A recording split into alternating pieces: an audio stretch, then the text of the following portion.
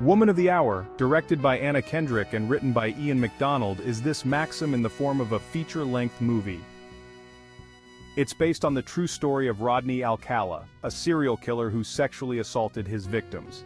He was convicted of murdering 6 women and 1 girl in the 1970s, though text at the end of the movie states that some authorities believe he murdered as many as 130 women.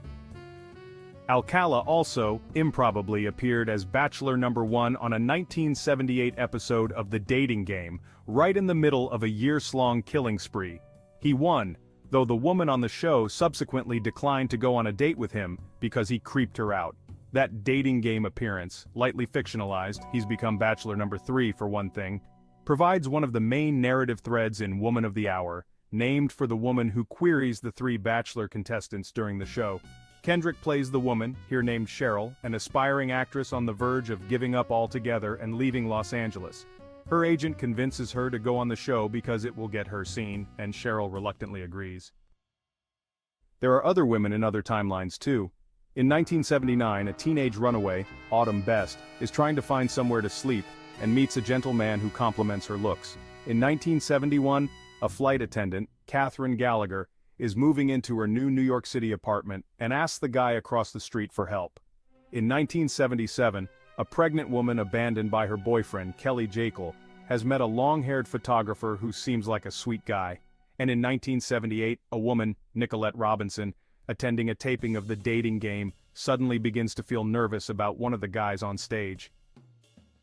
Obviously, the common element here is the man, Alcala, played by Daniel Zovatto, ably flipping his vibe from harmless to terrifying.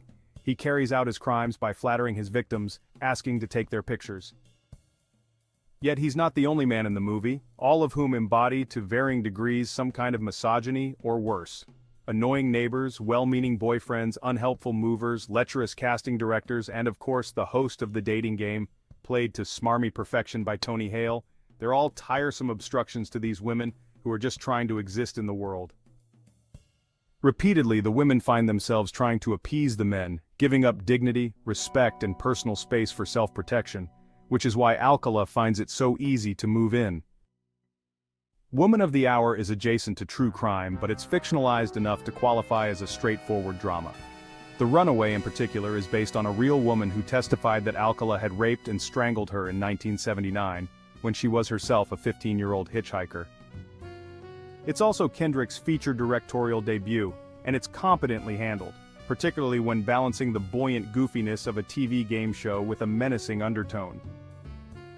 Kendrick's performance is also the best of the bunch. Sheryl is constantly annoyed, frustrated, denigrated, or frightened, but she knows she has to stay upbeat, funny, and winsome, because that's who a young aspiring actress like her needs to be.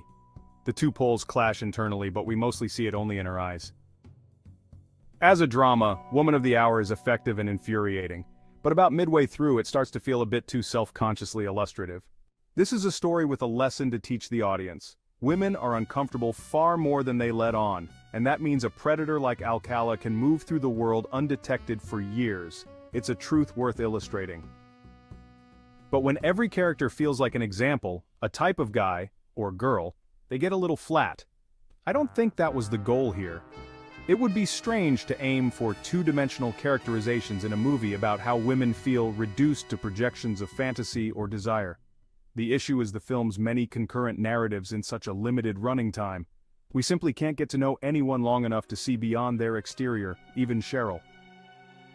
But that's not a deal-breaker. Woman of the Hour is still worth watching, and, to its credit, it evinces no fascination with Alcala. He is the perpetrator, not a subject of psychological or emotional interest. He could, you get the feeling, be any random guy who walks through the frame. I suppose that's the whole point.